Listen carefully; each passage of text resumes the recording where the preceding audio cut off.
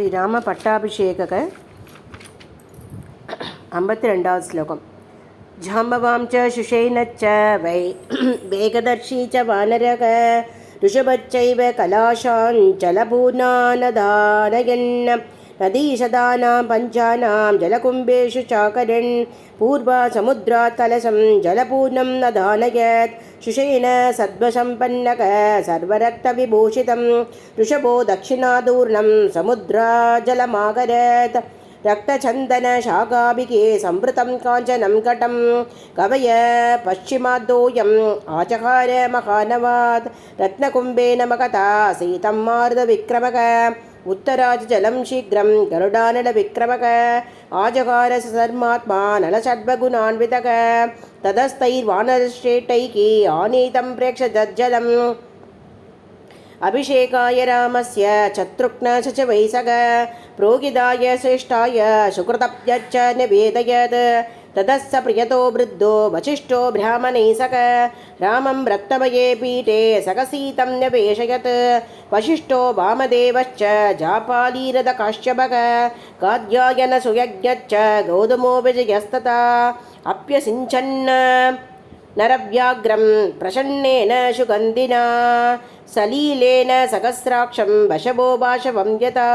ऋद्विग्भिर्ब्राह्मणैः पूर्वं कन्याभिर्मन्त्रिभिस्तथा योधैः चैवाभ्यषिञ्चस्ते सम्प्रकृष्टासनकमैः सर्व औषधैरशदैर्दिव्यैः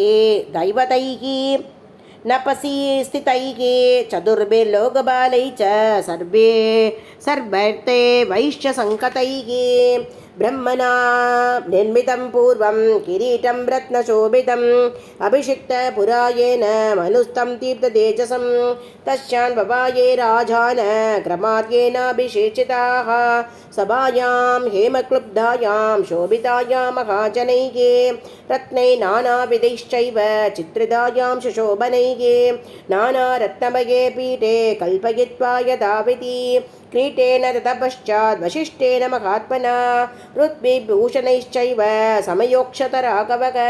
छत्रं तु दश जग्राह शत्रुघ्नबाणरं शुभं स्वेदं च वालव्यजनं सुग्रीवो वानरेश्वरः अपरं चन्द्रशङ्कासं राक्षसेन्द्रो विभीषणः मालां ज्वलन्तीं बभुषा काञ्चनीं शतपुष्करां राघवाय ततौ वायुको वाशवेन प्रचोदितः सर्वरत्नसमायुक्तं मणिरत्नविभूषितं मुक्ताहारं नरेन्द्राय ततौ शग्रप्रचोदितः प्रजगुर्देवगन्धर्वा ननृतुश्च अप्सरोगणाः अभिषेके तदर्हस्य तदा रामस्य धीमतः भूमिशस्यवती चैव बलवन्तश्च बाधपागा गन्धवन्ती च पुष्पाणि बभूवुरागभूत्सवे सहस्रशतम् अश्वानां धेनूनां च गवां तथा ततौ सदं वृक्षान् पूर्वान् विजेभ्यो मनुषर्जपः त्रिशं कोटिर्किरण्यस्य ब्राह्मणेभ्यो ततौ पुनः नानाभरणवस्त्राणि महार्घाणि च राघवः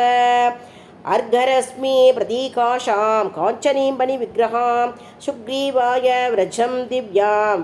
प्रायच्छन्मनुषर्जपः वैदूर्यमणिचित्रे च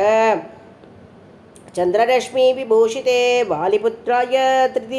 तृतीमान् अङ्गदाय अङ्गदे ततौ